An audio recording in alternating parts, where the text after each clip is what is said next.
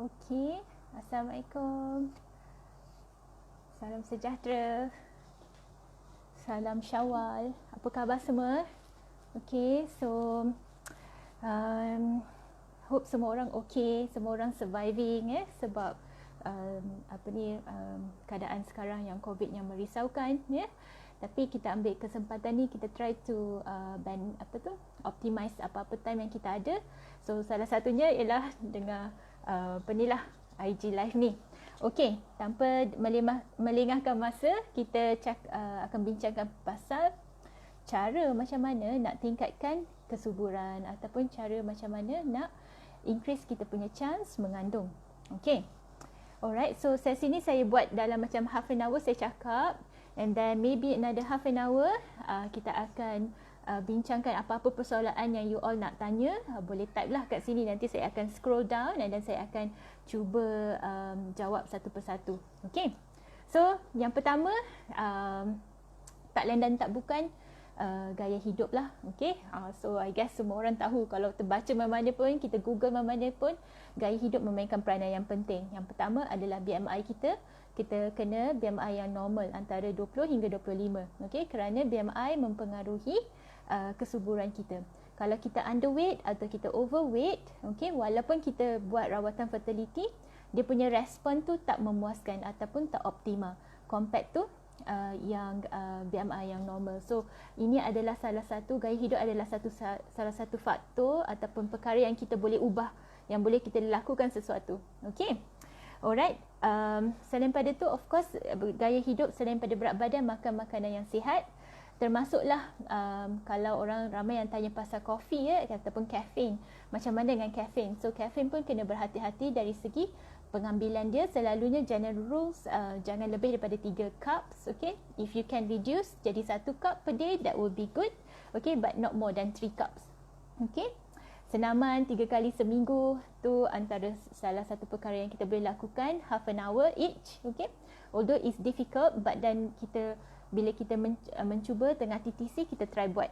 Okay, of course smoke, merokok, vape, memang kita suruh berhenti ataupun kurangkan. Even second hand smoker, even kalau macam third hand smoker pun, kalau boleh kena elakkan. Second hand smoker tu macam kita dengar kawan kita yang merokok tapi kita tak merokok. Okay, tapi sebab ada penjarakan sosial sekarang, ada PKP, so jaranglah kita pergi restoran makan sama-sama, okay, jumpa kawan tak. Ataupun yang third hand smoker ni macam suami partner kita merokok, lepas tu dia punya sigaret nikotin punya stain tu ada kat langsir, ada kat cadar, katil ataupun sofa. So antara sebab kenapa kena beli sofa baru. Okay, so kalau suami ataupun partner kita merokok, suruh berhenti merokok. Kalau berhenti merokok dan vape pun tak boleh. Okay, so vape pun adalah satu perkara yang baru, tapi kajian yang terawal menunjukkan dia akan memberi kesan kepada sperma. Okay, so mengenai vape dengan smoke ni, minggu depan kita akan berbicara dengan Prof Muhammad Haniki mengenai rokok dan vape sempena hari No Tobacco Day pada hari Ahad depan. So kalau siapa-siapa tak busy nak join, boleh join, nanti kita iklankan. Okey, untuk wanita, masa trying to conceive ni dah kena makan vitamin D dan juga folic acid. So especially folic acid kita galakkan untuk makan macam 3 bulan sebelum mengandung, dan seterusnya sampai 14 minggu. Sama juga dengan vitamin D sebab baby diperlukan. So ramai orang ingat folic acid ni adalah pil subuh. Tak, dia bukan pil subuh.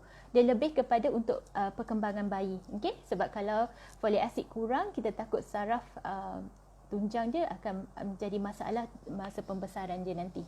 Okay? Alright, so bagi wanita lagi, okay, the third factor, kalau kita kena check juga sama ada, mungkin boleh tanya mak dengan ayah kita ke, sama ada kita dapat tak MMR vaksin masa kecil dulu. Sebab ini nak pastikan sama ada you immune kepada rubella ataupun tak. Okay? Sebab ada setengah terlepas sebab MMR vaksin ni masa bayi ataupun masa persekolahan, prasekolah kita bagi. Tapi mungkin terlepas ke apa, so kita boleh check, ambil darah, tengok sama ada kita ni immune tak, ada tak antibody rubella dalam badan kita. Kalau tak ada, sebelum mengandung digalakkan ambil vaksin rubella ni, sebab kalau kita dapat penyakit ataupun jangkitan rubella masa kita mengandung, dia boleh mengganggu ataupun boleh memberi kesan kepada perkembangan pembesaran bayi. Okey. Selepas ambil rubella punya vaksin ni,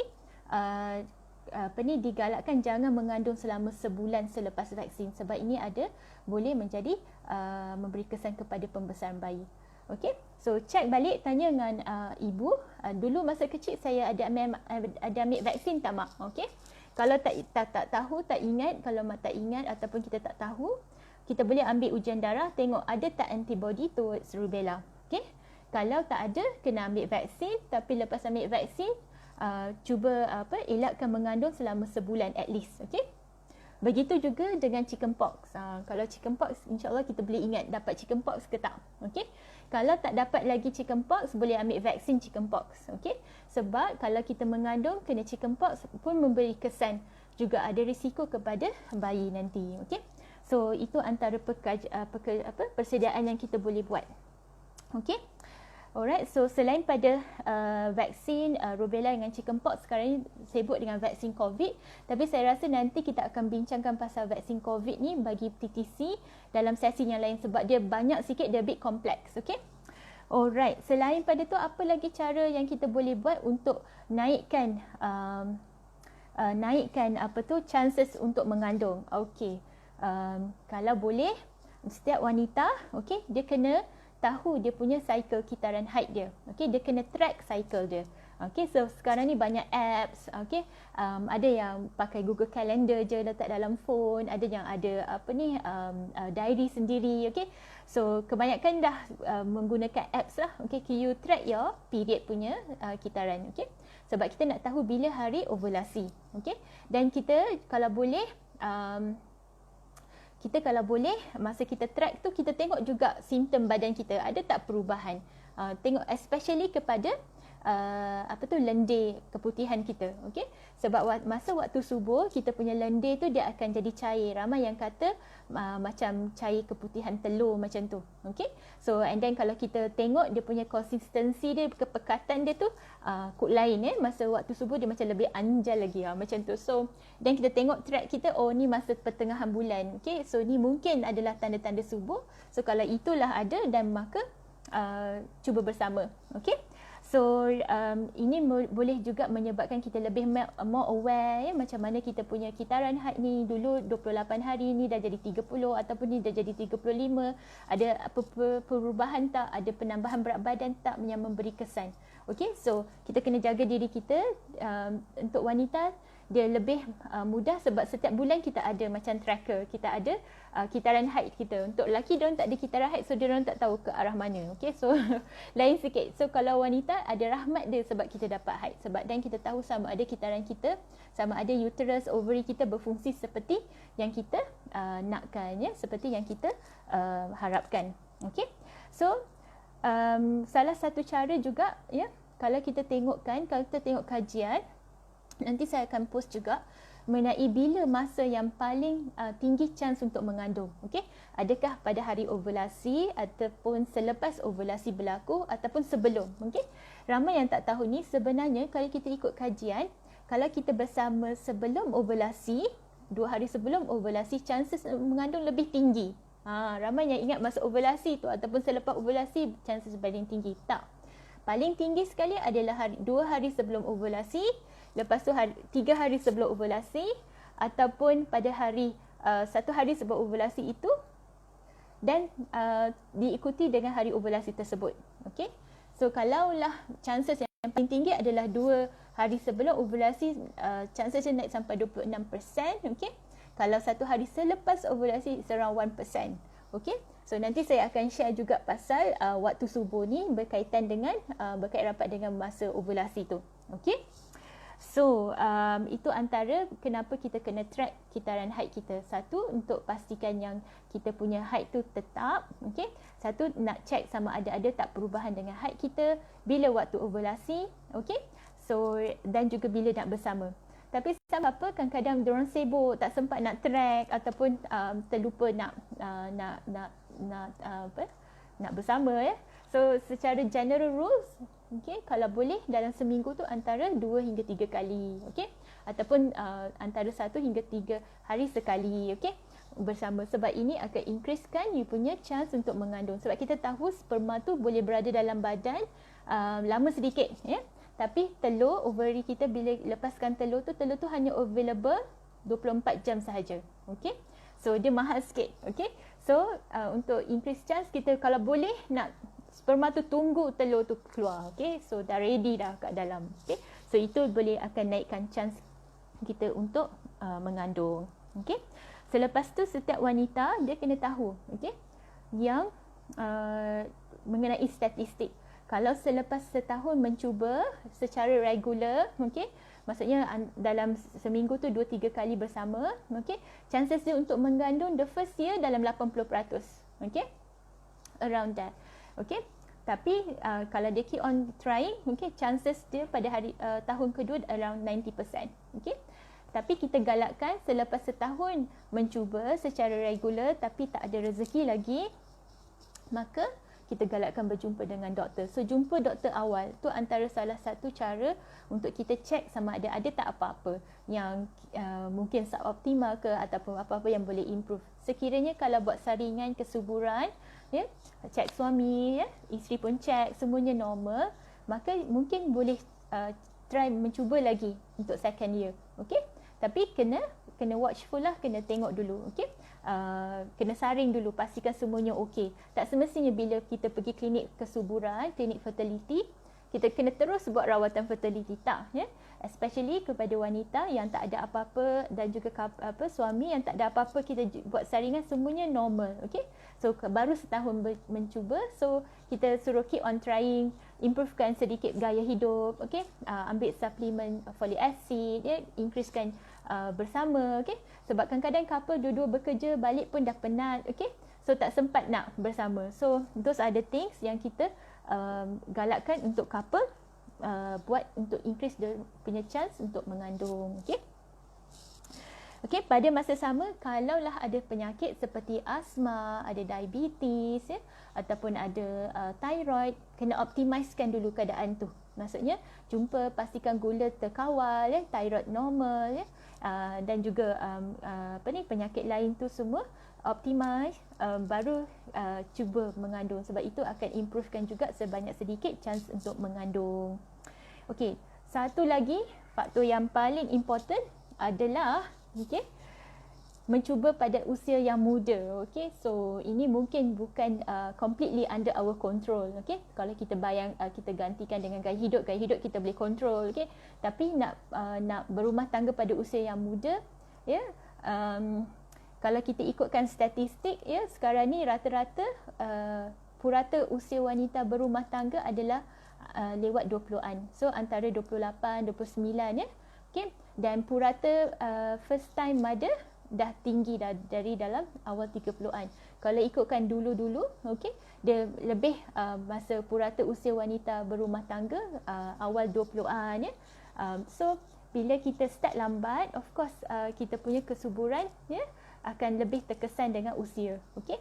So memanglah kita tak boleh nak kontrol, kita tak boleh nak tahu bila kita berumah tangga, okey. Tapi kita kena tahu fakta yang mana kesuburan dan usia wanita dia ada biological clock yang lebih terkesan dengan usia, okey. Jadi bila dah berumah tangga, mungkin kena bincang juga dengan suami, ya. Bila bang nak menimang. Kebanyakan couple diorang tak adalah kata tak nak menimang cahaya mata, ataupun diorang kata kalau ada rezeki adalah, kalau tak ada tak apa, macam tu. Tapi maybe kalau usia mungkin dah 30-an, ya, dan kita kena lebih berhati-hati, track kita punya kitaran, buat rawatan ujian saringan dulu. Kalau semuanya okey, then maybe you can take time, okey. Kalau ada apa-apa yang kita dapat detect daripada awal, kita try to optimizekan, okey. So itu antara yang saya boleh rumuskan cara macam mana nak meningkatkan kesuburan. So ramai yang tanya, ada tak ubat yang kita boleh bagi untuk tambahkan telur kita, ya? Ada tak ubat yang kita boleh makan untuk perbanyakkan telur kita? Unfortunately, buat masa kini sains tak ada lagi ubat yang boleh tambahkan telur seseorang wanita. Sebab kita tahu telur tu masa kita dihasilkan ataupun mula masa kita dalam perut ibu lagi. Okey. So bila kita lahir, kita dah ada semua telur yang kita perlukan dalam sejuta. Okey. Dan masa kita akhir balik around 500,000, around 400 to 500,000 punya bilangan telur. Dan setiap bulan ada satu batch telur yang akan terpilih dan hanya satu je telur yang akan matang. Selepas tu yang telur-telur lain semua akan diserap badan. So setiap bulan, daripada masa ke masa telur kita akan berkurang. Okey. So dia mula memberi kesan pada awal 30-an. So bila telur kita bila usia kita 35, telur kita, kesuburan kita terus menurun dan terus menjunam lagi. Okey. So kita tak ada lagi ubat yang kita boleh ambil perbanyakkan telur, tak ada. Kita tak ada lagi teknologi tu. Okey. So usia wanita adalah sama dengan usia telur dia. Okey, ataupun usia telur adalah sama dengan usia wanita tersebut. So kita tak boleh nak change usia kita. So itulah dia. So kalau boleh usia pada usia awal, okey, kalau bila kita berumah tangga dah awal 30-an ataupun mid 30s, so jangan tunggu lama, datang jumpa cepat, buat saringan dulu, okey.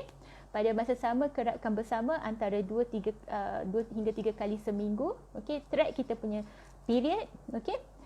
Pastikan apakah tanda-tanda kesuburan dalam kitaran kita. Antara tanda yang paling clear adalah tengok dari segi lendir keputihan tu, okey.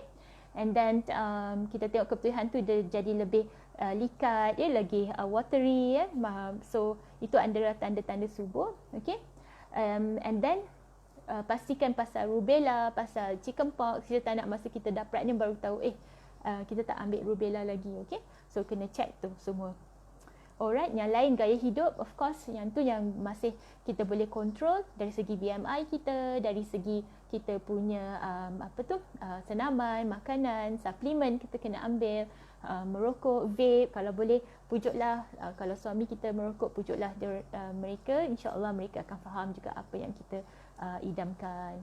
Okay, so I think that's about it. So apa saya buat ialah saya akan rumuskan ni dan saya akan letak dalam blog kenamu.com. So kalau sesiapa nak tengok secara ringkas catatan ni boleh tengok dekat blog, okey, lebih objektif. Tapi kalau siapa yang nak tengok video boleh je tengok dalam nanti IGTV, nanti saya akan post. Okey. So bagi siapa yang rubella imun dia tak cukup, dia punya antibody tak cukup, kita bagi booster. Macam Cik T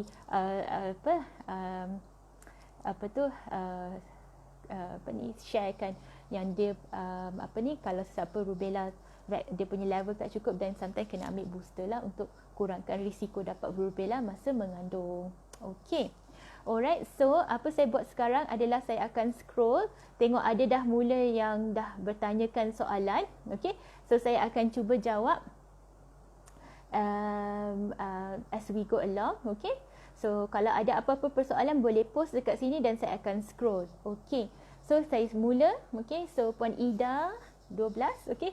Dok, kalau lepas dos kedua AstraZeneca boleh pregnant bila? After sebulan atau 3 bulan. Okey, kebanyakan konsensus at the moment. Okey, ni pasal COVID sebab banyak perbezaan pendapat. Kita tengok dari certain negara diorang bagi je semua vaksin tanpa apa-apa, keistimewaan antara mereka yang mengandung ataupun mereka yang mencuba. Tapi kat Malaysia so far kita dengan data yang kita ada, okey, kita galakkan mereka yang ambil Pfizer boleh terima vaksin ni kalau mereka mengandung, okey. Tapi untuk AstraZeneca kita galakkan mereka jangan mengandung lagi, completekan dos pertama dan dos kedua. Dan konsensus sekarang selepas dos kedua boleh selepas sebulan cuba mengandung. Okey. So harap itu Puan Ida akan jelas untuk Puan Ida. Cuma kita kena check juga sebab data ni akan bertukar dari masa ke semasa. As we gather lagi kita dapat lagi data lagi banyak dan kita boleh updatekan kita punya guideline. So just check it out daripada time to time kalau ada perubahan. Okey. Alright, Puan Putri Eja, Dok, kalau TTC boleh ambil AstraZeneca vaksin ke? Okey. Kalau kita ikut KKM kat Malaysia hanya Pfizer sahaja yang boleh untuk diberi kepada wanita yang mengandung. Okey. Kalau yang nak ambil AstraZeneca, okey, dia sebab dia ada 2 dos, okey, kita galakkan dia completekan dos dia dulu, okey, and then tunggu sebulan sebelum mengandung, okey. So boleh tu ambil, tapi kalaulah mengandung antara dos pertama dengan dos kedua, mereka kemungkinan besar tak akan dapat dos kedua. Okay, so bila dengan dos pertama, protection is around 70%. Okay, of course bila you dapat 2 dos, protection would much be better. Okay, so kalau siapa yang dah daftar AstraZeneca, dah dapat tarikh, kita galakkan mereka dapatkan vaksin. Okay, yang tu tak ada kompromi sebab the way that the COVID cases tengah increase ni, kita kena protect ourselves. So vaksin punya priority tu comes juga.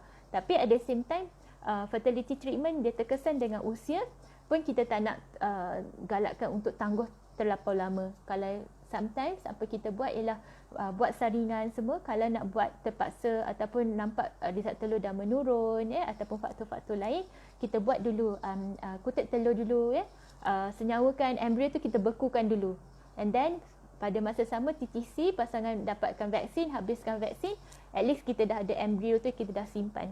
Okay, and then lepas tu dah complete, dah save semua, baru kita buat transfer untuk embrio tu dan mengandung. Okay, so itu yang antara yang berlaku sekarang lah. Okay, Puan Shima, Assalamualaikum dok, baru join. Hehehe. Okay, hello Puan Shima, Assalamualaikum, selamat Hari Raya. Okay, tak apa, boleh je tengok ni, kita santai je, tak ada masalah.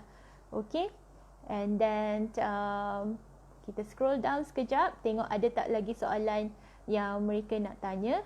Doktor, betul ke kalau endo memang susah nak conceive? Okay, endometriosis ni dia tengok juga tahap dan how far dia punya severity. Okay, memang endometriosis memberi kesan kepada kesuburan. So untuk wanita, contohnya antara simptom endometriosis, dia dapat senggugut yang kuat, ataupun sebelum period lagi dia dah ada rasa sakit-sakit perut, sakit-sakit belakang. Okay, mungkin kena check sebab kadang-kadang endometriosis ni susah juga nak tahu, tak semestinya kita boleh nampak semua dengan scan. So sometimes ada yang kita terpaksa buat laparoskopi nak tengok. Okay, apa isunya? Endometriosis ni adalah sel dinding rahim tu berada di luar rahim. So bila dapat period, kalau dalam rahim tu dia boleh keluar sebagai haid, yang sel yang luar dinding rahim tu dia tak boleh keluar pergi mana. So dia ada radang, dia ada inflamasi. Okay, so kalau dia berada kat telur, dia boleh memberi kesan kepada kualiti telur tu, bilangan telur tu. Kalau dia berada dekat tube boleh tersumbat. So itulah antara kesan endometriosis. Dan juga dari segi penempelan embrio tu, sebab dia radang kat dalam pelvis, dia basically antara faktor yang mengurangkan chance peratus penempelan. So kalau boleh, kalau dah tahu ada endometriosis, percepatkan try mengandung secepat mungkin. Okay, sebab bila kita mengandung, endometriosis tu akan tidur.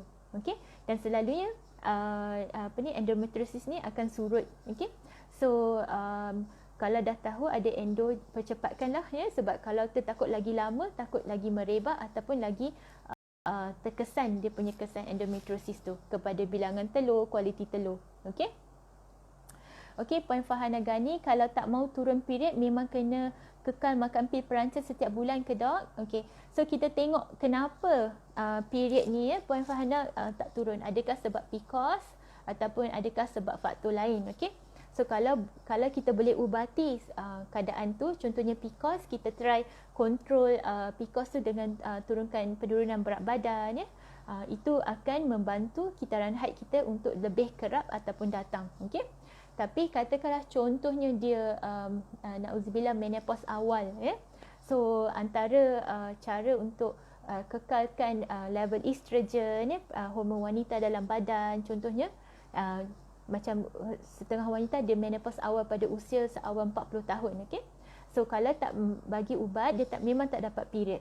Okay, dan dia boleh memberi kesan kepada tulang, so tulang boleh jadi rapuh sebab tulang kita memerlukan estrogen. Okay, so antara cara yang kita boleh buat ialah memberi ubat pil perancang, okay, supaya level estrogen tu ada kepada tulang dia, elakkan osteoporosis, dan elakkan juga penyakit lain seperti jantung, penyakit sakit jantung yang boleh berlaku kepada wanita yang menopause pada usia yang awal. Okay, so kena tengok kenapa kena makan period tak tentu. Okay, ada tak cara nak bagi period tu datang? So selagi period tu tak datang, sometimes kita kena kita terpaksa bagi pil perancang buat seketika. So bincang dengan doktor yang bagi pil perancang tu berapa lama dia punya plan nak bagi. Adakah sekejap, 3 bulan ataupun lagi lama daripada tu. Okay, alright. Okay, dan seterusnya official Tupperware Putrajaya Dr. Azoospermia boleh diubati ke? So okay, azoospermia ni yang terjadi adalah bila dalam air mani tu tak ada sperma. Okay, so kita kena tengok sebab dia. Adakah sebab tak ada sperma dalam air mani tu sebab saluran tersumbat ataupun sebab tak ada sperma dihasilkan. Okay, selalunya apa kita buat ialah kita akan ambil darah, tengok hormon FSH, hormon testosteron, hormon lelaki, dan dia boleh memberi some input mengenai adakah dia sebab tube tu tersumbat ataupun sebab kilang sperma tak menghasilkan sperma. Okay, kalau tube tu tersumbat, okay, selalunya apa kita buat ialah kita terus pergi ambil sperma tu melalui prosedur yang dia panggil PESA, di mana kita lelaki tu dah tidur, kita suntik dekat dia punya zakar dan sedut air dekat situ dan kita tengok sperma tu ada ke tak. Kalau ada, dan kita mungkin akan bekukan juga sebagai kita punya backup untuk next ataupun future lah. Okay. Tapi sekiranya ini disebabkan oleh kilang tu tak menghasilkan sperma, okay, so itu lebih rumit sedikit sebab walaupun kita cuba nak ambil sperma melalui sama ada suntikan ataupun pempendahan pada zakar tu, sometimes bilangan dia terlapar sedikit ataupun sperma tu tak matang. Okay. Buat ketika ini kita tak ada lagi ubat yang efektif untuk menambahkan sperma ataupun memperbanyakkan sperma. Mungkin ada suplemen macam zinc dengan selenium, mungkin ada hormon, okay? Tapi selalunya dia punya treatment adalah limited dari segi bilangan sperma yang dapat dihasilkan. Okay? Sekiranya ni adalah sebab faktor hormon, ya, contohnya hormon rendah, so sometimes kita boleh bagi suplemen hormon, tengok ada tak penambahan sperma. Tapi dari segi treatment dia macam mana nak perbanyakkan sperma, sebab faktor dia mungkin multifaktorial dan kita tak tahu yang mana satu yang penyebabnya. Sometimes kita tak boleh nak bagi satu treatment untuk perbanyakkan sperma. So lebih kepada macam mana nak dapatkan sperma, macam mana nak overcome situasi ni, okay, rather than merawati. Okay, alright. Okay, so harapnya itu dapat explain sedikit ya pada Puan. Seterusnya Puan Ellen Shakira, kalau untuk pasangan jarak jauh ada tips tak dok? Lasian. So memang PJJ ya, memang pedih ya untuk couple yang nak try and then berjauhan. Sekarang ni PKP lagi ya. So antara tips yang boleh, yang paling kalau boleh duduk bersama itu lebih baik. Okey, kalau boleh usahakan. Okey, tapi kalau tak boleh, okey, kita buat track jadual ataupun kitaran haid kita. Kita tengok bila kitaran haid kita tu masa kita subur. Okey, so kita tahu waktu subur kita pada waktu sekian-sekian. So sebelum ovulasi tu dah pergi, dah jumpa, dah bersama dah. Okey, so mungkin kerapkan bersama masa waktu subur. Okey, so itu antara cara yang kita boleh buat lah. Okay? Tapi saya faham ini may not be boleh kita buat ataupun applicable sebab secara praktiknya sukar sedikit. So contohnya ada couple yang contohnya husband dia kerja dekat platform online gas, berjauhan selama 6 bulan ataupun lebih daripada tu. And then bila balik pun kadang-kadang kena panggil juga. Okay, so dah setahun, 2 tahun, 3 tahun dah berumah tangga, tapi sebab pekerjaan ataupun komitmen tak boleh kerap bersama. So sometimes kita go ahead dengan buat sama ada kita bekukan, bagi sperma, kita bekukan sperma tu dan kita buat rawatan fertility lah macam IVF ataupun ICSI ataupun IUI. Problem dengan IUI ialah sperma yang beku tu tak sesuai untuk dibuat IUI sebab dia punya chances dia akan rendah sedikit. So cara kita atasi, contohnya wanita tu usia pun dah meningkat lebih daripada 35 tahun dan kita takut kalau ini berterusan, takut nanti result telur dia berkurang. So kita go ahead dengan rawatan fertility macam ni. selain daripada cuba bersama, jangan PJJ ataupun cuba bersama masa waktu subur tu antara yang mereka dah cuba buat lah tapi tak boleh, dan sehingga terpaksa buat rawatan fertility. Okay, sebab komitmen. Alright. Okay, so Puan Jalaluddin, okay Puan, okay Dok, macam mana nak tahu sebenarnya mana satu tempat IVF yang terbaik? Soalan cepu emas ni ada conflict of interest sebab saya kerja kat Sofia. Okay, so basically secara generalnya Puan ataupun pasangan kena buat survey dulu. Okay, sebab so kita sekarang ada internet, ada website. Okay, so kita boleh buat survey, kita tengok, kita baca doktor yang mana, ya, and then apakah rawatan yang diberikan, okay, apakah teknologi yang digunakan, adakah teknologi yang terkini, ya, and then mungkin dia ada publish dia punya chances ataupun peratus kejayaan mengandung. So itu antara research yang kita boleh buat. Okay, and then mungkin kita boleh survey, boleh tanya pasangan TTC yang pernah melalui rawatan tersebut dekat center tu, ya. Kalau boleh kita kalau kita ada kawan, kenalan, tanya dengan mereka apa yang mereka rasa macam mana. Okay, sebab kadang-kadang perjalanan fertility ni, perjalanan TTC ni bukan pendek, kadang-kadang panjang. So dia kena ada keserasian, ya, kena kefahaman dari segi tu. So dia a bit complex, so sometimes that's why some couple diorang try dulu jumpa and then pergi tengok rasa okey ke tak. Okay, rasa boleh terima ke tak, boleh seronok ke tak, ataupun rasa dekat ke tak, ya. So itu antara perkara yang boleh buat lah. Okay,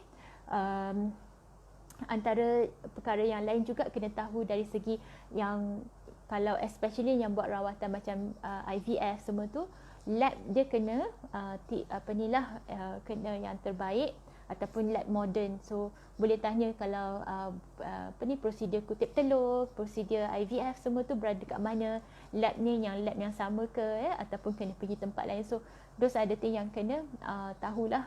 Okay, so boleh tanya dengan setiap center dengan doktor-doktor yang tersebut.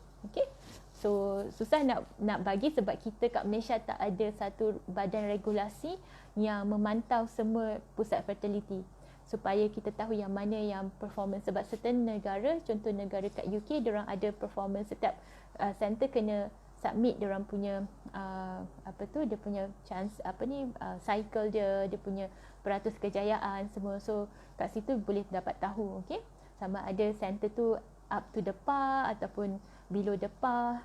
So those are the thing. Tapi kat Malaysia kita tak ada lagi regulasi yang tu. So saya faham tu mungkin sukar untuk setiap pasangan TTC untuk membuat keputusan yang mana. Okay, tapi kita kena buat survey, ya. Kita kena check dan tengoklah yang mana yang setiap pasangan rasa okey dan teruskanlah. Okay, jangan survey lama sangat and then tak buat rawatan tu. So jangan macam tu juga. Okay, so at least start the journey. Okay, so Puan K. Namfan, if nak ambil Clomid first cycle, is it okay untuk ambil for second cycle? Risky ke tak? Alright. So maksudnya kalau dah buat first cycle, berapa kali kita boleh buat? Okay, secara general rules, okay, dari segi licensing, Clomid ni you boleh ambil sebanyak 6 cycle. Okay, tak semestinya cycle tu berturut-turut. Okay, tapi boleh ambil 6 kali in total. Okay, so itu daripada license daripada drug company. Okay, so kalau untuk ambil second cycle boleh. Kebanyakan couple dia akan buat beberapa kali dan they know that Clomid ni dia punya chances dia tak tinggi. Okay, so it's around 5 to 10%. So no wonder some couple they go up to 2 or 3 times. Ada yang sampai 4-5 kali, ya.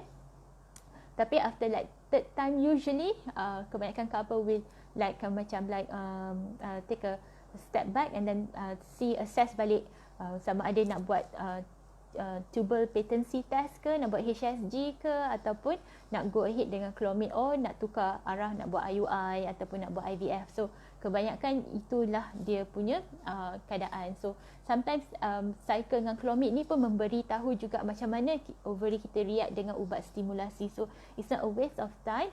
So sometimes dia react well, okay, sometimes dia macam resistant. So bila kita bagi Clomid and then hari ke-12, 13 kita buat scan, tak ada telur yang besar.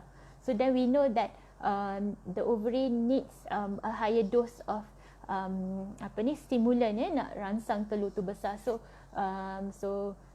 Sometimes the second cycle kita akan naikkan dos dan seterusnya. So those are the thing yang mungkin berlaku, okay. Tapi maksimum boleh go up to 6 cycle. Kebanyakan couple go to 2 to 3, tapi there is no right or wrong. Setiap couple aware about dia punya pros and cons, okay. Especially kalau couple yang masih muda, mungkin they want to try up to 6 cycle, okay. Tapi kalau those yang ada faktor usia, maybe 2-3 cycle, then maybe we need to step up, okay. Alright, Puan Fijalaludin, masa second day period dah boleh scan check follicle. Yes, actually kita punya rawatan fertility ni kita start pada awal kitaran, okay. Masa period tu masa hari kedua ketiga tu, yes, a bit macam tak selesa kita buat scan, tapi dia memberitahu kita pasal follicle. Masa hari kedua ketiga ni selalunya follicle akan kecil, less than 10 mm, okay. And then kita nak pastikan dinding rahim tu nipis, less than 5 mm usually. Then we know that we are at the baseline, we are at the beginning of your cycle untuk start rawatan fertility. Just to make sure that tak ada cyst ke apa, dan kita start lah. Okay. Alright. So Puan Aina Zratul, okay, dari doktor, apa kelebihan ambil suplemen CoQ10? Okay. So CoQ10 ni adalah sejenis suplemen yang relatively baru, okay. Some data menunjukkan bila ambil CoQ10 tu dapat improve a little bit on the quality of egg. Some kajian menunjukkan tak ada apa-apa perubahan, okay. So itu yang some ambil CoQ10, okay. Contohnya ialah at the same time it cause no harm, okay. So boleh ambil CoQ10 sebagai supplement, okay, but we have to be aware that supplement is a supplement. There is some limitation on how far it can improve the egg quality, okay. So itu isunya, okay. Puan Anissa 24112, doktor, suplemen apa juga yang sesuai untuk yang merancang hamil? So suplemen yang merancang hamil untuk wanita yang nak mengandung, TTC, folic acid, vitamin D itu wajib. Okey. Ini lebih kepada untuk bayi, kesihatan bayi, pembesaran bayi. Okey, dia bukan kepada kesuburan, tapi adalah suplemen untuk ibu, untuk bayi yang akan, sebab bila bayi berada dalam perut pada awal kandungan, dia dah perlukan folic acid. So kalau kita kurang folic acid masa tu, dan dia akan menjejaskan perkembangan pertumbuhan urat saraf dia especially. Okay. So vitamin D pun diperlukan. Okay. Alright. Puan Farah Ain. Okay. Dok, kalau rahim terbalik akan menyebabkan masalah kesuburan ke? Okay. So ini rahim terbalik ni orang Melayu kata, oh rahim dia terbalik, rahim terbalik. Kalau dalam medical term, selalunya kita kata retroverted lah. Okay. So kalau kita tengok kan dalam medical, kebanyakan around 70% are anteverted. Anteverted tu rahim tu menghadap ke hadapan, okey. Kalau retroverted tu dia condong ke belakang, okey. So itu yang kita tahu, okey. Tapi secara generalnya, mungkin retroverted ni adalah variasi normal, okey. Contohnya macam orang tu hidung dia mancung, orang tak hidung tak mancung sangat, okey. So itulah variasi normal. Kebanyakan kes dia tak memberi apa-apa impact kepada kesuburan, sebab sperma tu dia boleh swim je, tak kisahlah ke depan ke belakang ke, dia boleh je pergi ke mana-mana, okey. Cuma apa yang kita risaukan kalau rahim tu condong ke belakang ataupun retroverted, adakah dia disebabkan oleh lekatan daripada endometriosis, ya. So itu yang boleh mengurangkan chance mengandung, bukan sebab rahim tu kedudukan dia, tapi sebab penyakit endometriosis tu. Okey. So kita kena tengok secara menyeluruh setiap pasangan tu ada tak the possibility of mengalami endometriosis yang menyebabkan ada lekatan sehingga rahimnya fix, ya, ke belakang. So itu boleh mengurangkan risiko. Tapi kalau rahim tu sahaja yang condong ke belakang, dia tak boleh memberi apa-apa kesan kepada kesuburan. Okey. Puan Puteri Ija, doktor boleh ke save? Boleh. Saya save nanti tengok dekat IGTV, okey? Doktor, macam mana nak hamil? Puan Kak Mira. Macam mana nak hamil? Doktor, macam mana nak hamil kalau period tak teratur? Itu soalannya. Okey, alright. So, okey. kalau period tak teratur, kita nak kena tahu kenapa dia tak teratur. Okay, so that's why kena, kalau pun dah pergi check, mesti doktor kata kebanyakan kes adalah sebab PCOS. Okay, so kalau PCOS, dan kita kena treat PCOS tu lah. So antaranya gaya hidup, turunkan berat badan sedikit, okay, dalam 5%. So 5% tu antara 3 hingga 5 kilo, tak banyak ya. So walaupun tak banyak, tapi kadang-kadang susah juga. Itu untuk saya jugalah pun. Dan juga sometimes kita bagi ubat macam Clomid atau secara daripada as a start, okay? Tapi kena check dulu kenapa period tu tak tentu, okay? Dan kita cuba treat, dan kita cuba bagi ubat untuk bantu dia supaya period tu lebih teratur. Bila period tak teratur, maksudnya apa? Waktu ovulasi tu tak tentu, okay? Sebab kita tahu selepas ovulasi you akan dapat period dalam 2 minggu selepas ovulasi. So kalau period tu tak teratur, maksudnya ovulasi tu kita tak tahu bila berlaku. Okay, alright. So setengah orang dia tak ada ovulasi pun, contohnya period dia tak ada, macam 6 bulan tak ada. So kadang-kadang ini berbahaya, okay, untuk jangka masa yang panjang, sebab takut dinding rahim dia tebal sebab dia tak dapat period, dan takut ada sel yang tak sihat, dia panggil hyperplasia. Dan kalau kita biarkan nanti masa umur lewat 40-an, 50-an, kita ada risiko dapat bara rahim, so kanser rahim. So period kena tetap, period kena teratur. So at least dapat period selama kalau boleh sebulan sekali, kalau tak 3 bulan sekali, untuk kurangkan risiko barah nanti. Okay, so kena check.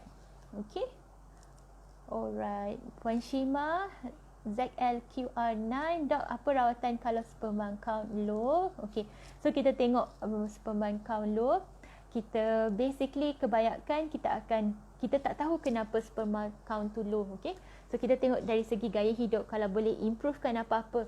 Kalau merokok, vape, kena berhenti, amalkan senaman 3 kali seminggu, and then makan makanan yang sihat. Tu antara perkara yang kita boleh buat. Pada masa sama, usually kita akan bagi zinc dengan selenium sebagai kita punya suplemen untuk improve. Usually kita akan repeat kalau masa mengizinkan, maksudnya isteri tak ada faktor isu dengan usia semua tu. Kalau kita ada time, dan maybe kita akan repeat balik ujian sperma tu dalam sebulan 2 lagi. Kita tengok ada tak perubahan selepas kita buat gaya hidup, perubahan gaya hidup, bagi suplemen semua tu. Kalau tak ada perubahan ataupun sama saja, sometimes kita terpaksa teruskan rawatan, seperti sama ada rawatan IVF ataupun ICSI terus. Okay, so itu antara perkara yang kita buat.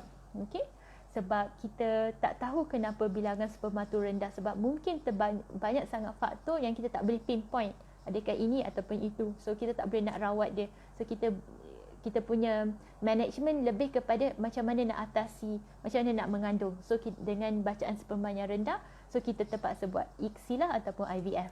Okay, ataupun kalau bacaan sperma dia terlampau rendah, less than 5 million, ataupun ada faktor usia wanita, ataupun faktor lain yang kita kena cepat buat rawatan fertility, sebab kita takut makin lama makin teruk. So sometimes kita just go ahead je dengan rawatan IVF ataupun ICSI ni.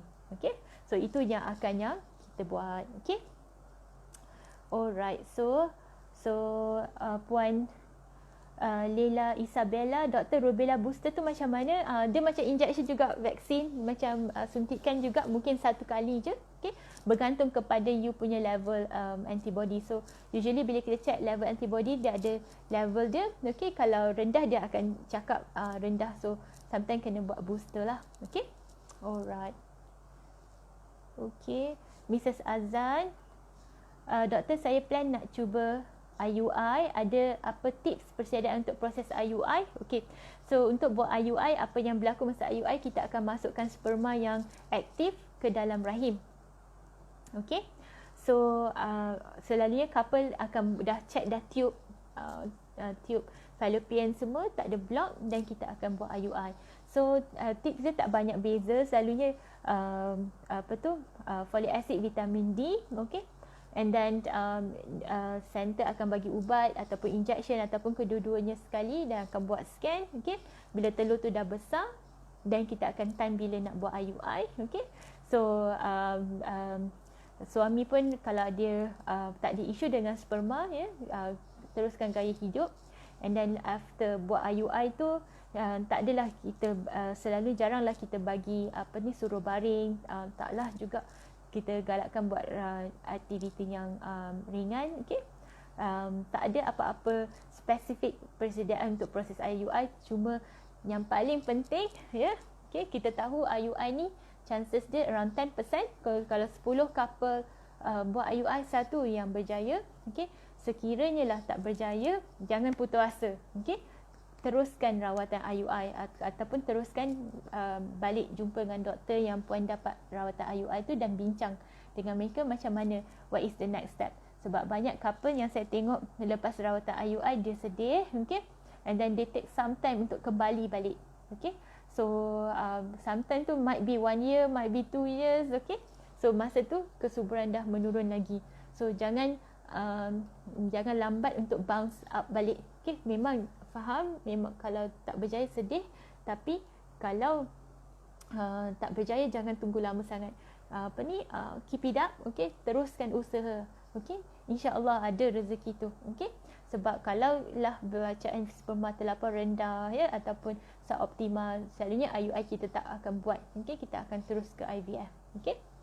Alright, Puan Husna Fauzi, doktor, berapa tempoh perkahwinan tanpa anak perlu untuk buat IVF? Okay, so basically dia tak ada macam berapa lama baru buat IVF. Tak ramai yang ingat kena makan Clomid dulu, lepas tu IUI, lepas tu baru IVF. Tak semestinya. Okay, selepas tahun mencuba tapi tak ada rezeki lagi, kita galakkan untuk check buat saringan. Okay, and then bergantung kepada keputusan saringan tu baru kita buat perbincangan macam mana rawatan yang terbaik. Sometimes ada yang terus terpaksa buat IVF. Contohnya kalau result telur rendah ataupun sperma tak memuaskan, dan kita akan terus ke IVF rather than pakai Clomid ataupun IUI. Tak. Okay? So kita tengok apakah indikasi setiap rawatan daripada ujian saringan selepas setahun mencuba. Okay? Alright, Puan Nurul Ayuni, akupuncture boleh tingkatkan kesuburan? Well, yang ini kajian ni ada mix, okay. Some rasa ada faedahnya, ada yang rasa status quo, maksudnya sama saja.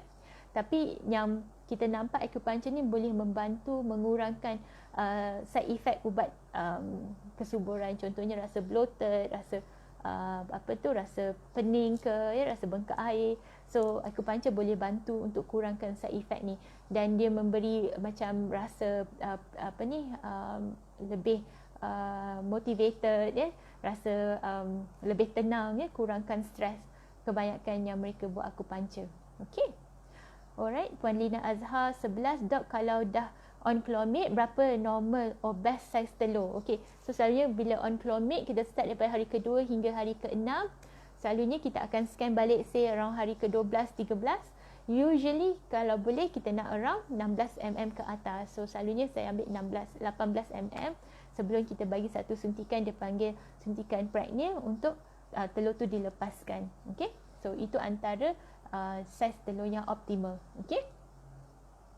Puan Fiza, kalau lepas prosedur IUI boleh lakukan aktiviti macam biasa ke, dok? Ya, boleh, macam biasa. Okey, sebab kita hantar sperma, so sperma yang aktif tu dah swim, okey, dan kita harap that the sperm akan berjumpa dengan telur dan bersenyawa, dan seterusnya. Okey.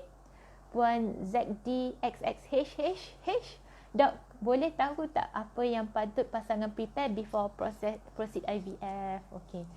So secara generalnya, okey, selain pada gaya hidup, selain pada suplemen yang kita dah bincangkan tadi tu, okey, saya galakkan juga couple untuk baca sikit pasal IVF. Okey, baca pasal apakah IVF tu, apakah possible komplikasi yang berlaku, kenapa doktor decide nak buat frozen embryo transfer rather than fresh transfer, bilakah embryo patutnya yang sebaiknya ditransfer, ya. So banyakkan sedikit pengetahuan mengenai IVF dan komplikasi yang boleh berlaku, apakah peratus kejayaan IVF tersebut. So ni akan meningkatkan kefahaman, dan juga kita boleh faham apa prosedur yang dilakukan juga. Okey. So dan boleh berbincang dengan doktor, tanya doktor kenapa doktor tak rasa fresh transfer okey ke, hari keberapa patutnya saya bekukan embrio ni, ataupun kenapa kena buat frozen embryo transfer, ada tak lagi darah yang kena ambil. So just tanya doktor, so then doktor tahu yang puan pun faham, so dua-dua faham, so it will make the journey much easier, lebih difahami. Okay, so itu antara perkara yang boleh dibuat sebelum buat IVF juga. Okay, so kalau nak baca-baca boleh juga pergi kat blog kernamu.com, so boleh baca-baca tu, and then kalau ada apa-apa nak tanya boleh tanya juga. Okay, Puan Amla Naj AMLNANJD, hai doktor, lama tak jumpa. Okay, hi Puan. Oh, thank you for joining the IG live. So I suppose kita dah answer all the question. Okay, so I hope that sesi ni membantu sedikit sebanyak menjawab. Kalau ada apa soalan lagi boleh hantar kepada boleh DM saya, ataupun boleh bertanyakan dengan doktor yang merawat anda. Okay, sedikit sebanyak kita insyaAllah pada minggu depan kita akan ada satu IG live dengan Profesor Muhammad Haniki daripada UAE mengenai rokok dan vape. Okay, sempena hari tiada nikotin. Okay, so kalau siapa tak busy boleh join, kalau dan kalau tak boleh je pasang tengok balik secara offline dekat IGTV. So kalau ada apa-apa yang perlu rasanya idea lagi nak buat tajuk apa minggu seterusnya, boleh bagi tahu saya kalau ada apa-apa persoalan you all nak tanya. Okay, so dengan itu saya akhiri. Okay, tak ada apa-apa dah soalan kan? Semua dah dijawab insyaAllah. Okay, saya akhiri dulu sesi ni. Pada masa sama kita ambil kesempatan ni kepada sesiapa yang buat rawatan fertility, terutamanya jaga baik-baik, jaga SOP, jaga penjarakan, sebab kita tak nak nanti kita terpaksa hentikan rawatan fertility sebab kita kena kuarantin ke, kita ada kalau kita tak boleh, dah cuba sedaya upaya dah elakkan, dan that's fine. Tapi kalau ada sayang ya, sebab rawatan fertility kita terpaksa berhentikan sebab kena kuarantin dan sebagainya. Okey, jaga diri baik-baik. Okey, sanitize tangan, pakai mask, pakai face shield ke, okey, untuk kurangkan risiko jangkitan, insya-Allah. Okey, semoga kita jumpa lagi pada minggu hadapan, tapi minggu depan hari Ahad nanti saya akan upkan poster tersebut. Terima kasih kerana join hari ini. Okey, dan insya-Allah kita akan doakan sama-sama. Take care. Alright. Okay, assalamualaikum.